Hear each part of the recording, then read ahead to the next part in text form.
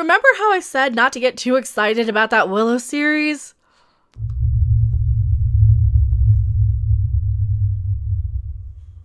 Hello everyone, I am still Mecha Random 42, still the one, still the only, still the original, still your favorite YouTube consumer advocate, Harpy. This is why I come in with the consumer advocacy stuff.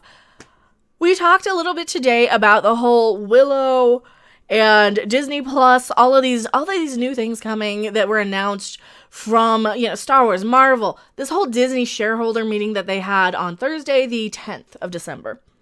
And it was a giant patting themselves on the back, throwing everything to the wall, seeing what sticks.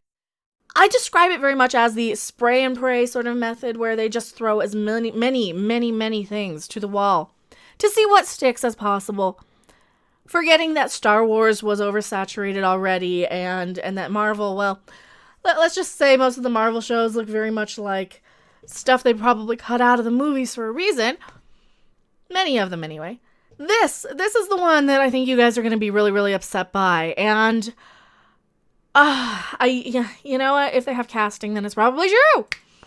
Disney Plus is now working on a more female-centric Willow series. Well, the good news is you're going to have Warwick Davis come back, Ellie Bamber from Nocturnal Animals, Kaylee Spaney from The Craft Legacy. Oh, the middle girl. She was in The Craft movie. And Erin Kellyman from Solo. From Solo Star. Oh, I forgot who she was, and then I remembered. Empty Nest. I mean, Enfy's Nest. I mean, the big bad guy in the Solo A Star Wars Story movie, who turned out to be a 16-year-old girl. So, super threatening, super intimidating. One of the big bads, anyway. Enfy's Nest, this character who is so intimidating and was dressed up like a bird for some reason. Then she takes off the mask and she's a 16-year-old. She's the one with the hair here, with the curlier hair. Just so you can, and I'm not saying anything negative about it. I'm just pointing her out because you got the one in the middle who's in The Craft, and you got the blonde one, and that's how I would describe her. So the one with the darker curlier hair. Oh. They're in negotiations for these three female leads. They're three female leads in the Willow Disney Plus and Lucasfilm upcoming TV series that is a follow-up to the 1988 fantasy movie, with the film star Warwick Davis also reprising his role, Deadline reports. Willow was a lovely movie. I mean...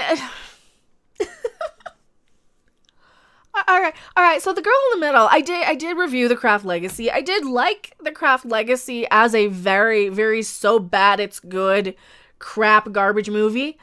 Here's the thing about The Craft Legacy. They literally turned a boy woke by putting a spell on him.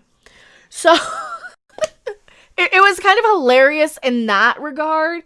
If you're looking at the whole cancel culture woke crowd, the pronoun people, the people who are focused on, we need a women version of this.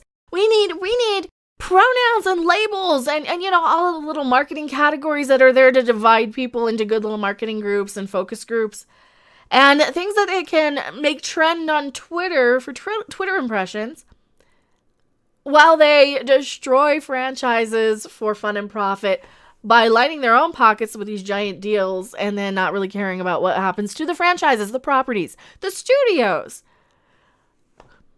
And I'm talking about the studio execs right here. Woke Willow. You couldn't have just put Warwick Davis in a dress. I mean, that's how they title it Willow, if they're going to belittle the character and make it about the three new characters. Is he going to be a side character in his own movie like the Solo movie? Now, keep in mind, Ron Howard is coming back for this one specifically, and he also made and probably made watchable Solo A Star Wars Story. I'm sure he made that one watchable at the very least, because I think that was supposed to be reported as somewhat of a hot mess from what we've heard with people who actually worked on the production of Solo A Star Wars Story. It was filming for 80-some days, and they cheered when Lord and Miller were fired. So if that tells you anything, now that's just according to reports from what I've heard from people who were actually on set. I'm concerned that this is going to be too much studio notes and not enough, creative control to the people who are actually going to be making this for the entertainment value, for the fans. Because that's the first thing you don't want to do, is make something for the studio notes. You want to make something with yourself or the viewer in mind, right? That's what I always hear. That's the one piece of advice that I always see from anybody I respect doing any sort of creative aspect of anything is, what do you want to make that makes yourself entertained? Is it going to make you laugh? Is it fun to you? Is it entertaining to you? Are you invested in these characters? Because when you suck the balls out of these stories, right, and these characters, just to make it a studio notes, oh, well, Kathleen Kennedy's the head of the studio, so we need to make it Wahmens centered. Because she's got this push for women. I mean, women already liked this. When you care more about what the studios say and what about just trending on Twitter than you actually care about that's when I get concerned. Maybe it'll be good, who knows? But when we see female-centric Willow, I am just concerned that you're going to just completely sideline. All right, the new incarnation of Willow comes from Jonathan Kasdan, who wrote that Star Wars story. Any the one who wrote that? I know it was one of the Kasdan boys. It wasn't the dad who wrote Empire Strikes. No.